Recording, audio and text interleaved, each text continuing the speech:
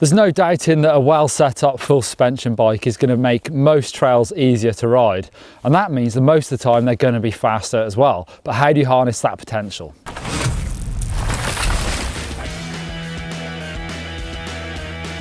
A well set up full suspension bike, especially an enduro bike like my Canyon Strive, it's 29er, it's super capable, so use that bike's performance to bomb through the rough section.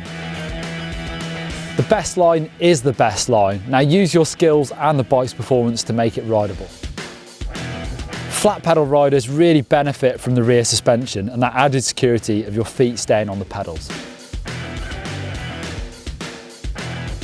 The compliance of the bike is going to give you more grip in corners. It's just going to give you a more consistent footprint on the ground as the suspension's moving to keep the wheels on the ground as well.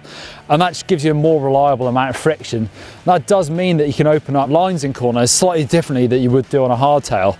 So inside lines might be more difficult on a hardtail, or even just sticking to that perfect line. Even if it's rough like it is here, there's braking bumps on the way in, it's just still going to be the best line to ride on a full suspension bike. A full suspension bike can open up the trails to a different style of riding. You can ride them hard and you don't always need to find the best, smoothest landing. Sending it to flat might be the fastest way. So far we've talked about harnessing the suspension performance to smooth out the trail and make the bike do the work. But with the preload, it's almost like trying to cheat the bike, trying to squash it really hard into the takeoff, so that when you hit it, the bike can't compress much more. It's going to feel like you haven't got any suspension, so it's going to send you up. It's the best of both worlds, really.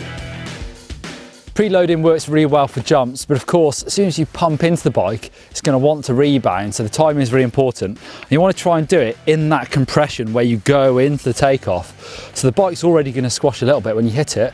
Really exaggerate that bit so the bike is fully squashed, and then you're going to find way more lift on that takeoff. The more suspension you've got on your bike, say a downhill bike, big 200mm travel front and rear, the more effort you're going to have to put into this to get the same amount of lift.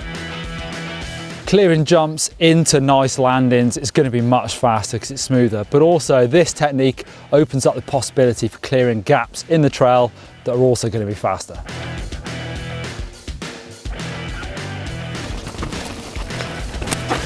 Woo. Love riding a full suspension bike hard.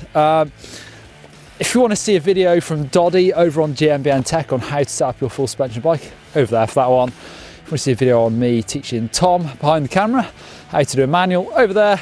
Give us a thumbs up if you like ragging full suspension bikes. Hit that sub button.